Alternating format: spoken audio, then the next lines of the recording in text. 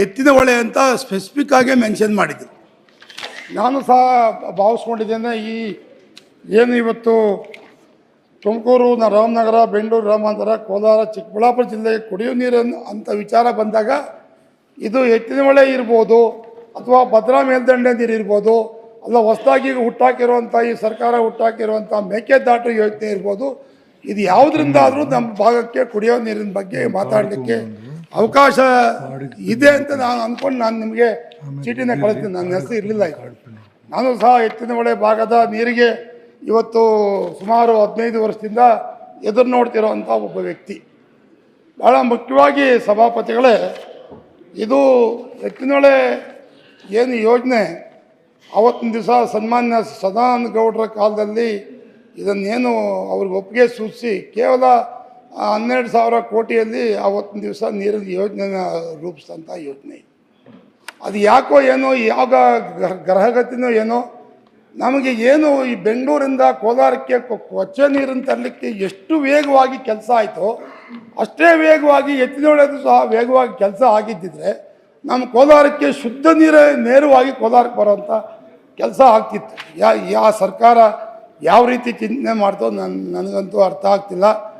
ಇವತ್ತಿನ ದಿವಸ ನಾವು ಕೋಲಾರ ಭಾಗದಲ್ಲಿ ಇವತ್ತೇನು ನವೀನವ್ರು ಹೇಳಿದರು, ಅವ್ರಿಗೆ ಈ ಬೆಂಗಳೂರಿನ ಕೊಚ್ಚೆ ನೀರಿನ ಭಾಗ್ಯ ಇಲ್ಲದೆ ಇರೋದು ಅವ್ರಿಗೊಂದು ದೊಡ್ಡ ಪುಣ್ಯ ಅಂತ ನಾನಂತೂ ಭಾವಿಸಿದ್ದೀನಿ. ಭಾಳ ಮುಖ್ಯವಾಗಿ ಸಭಾಪತಿಗಳೇ, 3 ವರ್ಷದಿಂದ ನಮ್ಮ ಈಗಿನ ಮುಖ್ಯಮಂತ್ರಿಗಳೇ ಕೋಲಾರ ಭಾಗದಲ್ಲಿ ಕುಡಿ ನೀರ ಯೋಜನೆ, ಎರಗೋಳು ಕುಡಿ ನೀರು ಯೋಜನೆನ ಅವರೇ ಬಂದು ಉದ್ಘಾಟನೆ ಮಾಡಿದರು.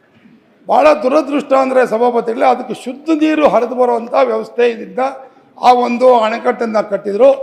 ಅದಕ್ಕೆ ಏನು ಇವತ್ತಿನ ದಿವಸ ಈ ಕೊಚ್ಚೆ ನೀರನ್ನು ಶುದ್ಧೀಕರಣ ಅರ್ಧಂಬರ್ಧ ಶುದ್ಧೀಕರಣ ಮಾಡಿ ಆ ಕೆರೆಗಳಿಗೆ ಹರಿಸ್ತಾರೆ, ಅದೇ ನೀರು ಮಿಕ್ಸ್ ಆಗಿ ಮಳೆ ನೀರಲ್ಲಿ ಆ ಒಂದು ಅಣೆಕಟ್ಟಿಗೆ ಬಂದು ಅದೇ ನೀರನ್ನೇ ಇವತ್ತು ಕೋಲಾರಕ್ಕೆ ಸಪ್ಲೈ ಮಾಡ್ತಿರೋಂಥ ಕೆಲಸ ಆಗ್ತಿದೆ. ನನಗೆ ಇವತ್ತು ನಮ್ಮ ನವೀನ್ ಅವರು ಹೇಳಿದರು, ಇದು ಡ್ಯಾಮ್ ಯಾರೇ ಕಟ್ಟಲಿ, ಕಾಲುವೆ ಯಾರೇ ಮಾಡಲಿ, ಪೈಪ್ಲೈನ್ ಯಾರೇ ಮಾಡಲಿ, ಅಂತಿಮವಾಗಿ ನೀರನ್ನು ಸಪ್ಲೈ ಮಾಡೋದು ನಮ್ಮ ಪಂಚಾಯತ್ ರಾಜ್ ಇಲಾಖೆಯವರಂತ.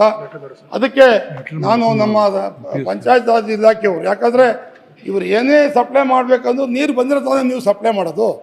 ಅದಕ್ಕೆ ನೀವು ನಿರ್ದಿಷ್ಟವಾಗಿ ಏನು ಉತ್ತರನೂ ನೀವು ಕೊಟ್ಟಿಲ್ಲ. ನೀವು ಕೊಟ್ಟ ಉತ್ತರದಲ್ಲಿ ಅಲ್ಲಿಂದ ನೀರನ್ನು ಶುದ್ಧೀಕರಿಸಿ ಗ್ರಾಮೀಣ ಜನವಸತಿಗಳ ನೀರನ್ನು ಸರಬರಾಜು ಮಾಡಲು ಯೋಜನೆಗಳನ್ನು ರೂಪಿಸಿ ಕಾರ್ಯಗೊಳಿಸಬೇಕಾಗಿರುತ್ತದೆ.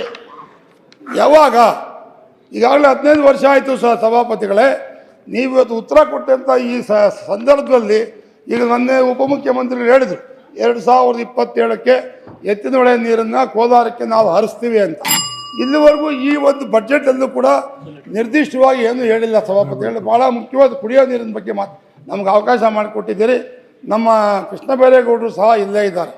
ಅವರಿನ್ನ ಚಿಕ್ಕ ಹುಡುಗ ಇದ್ದಾಗ ಕಾಣಿಸ್ತದೆ.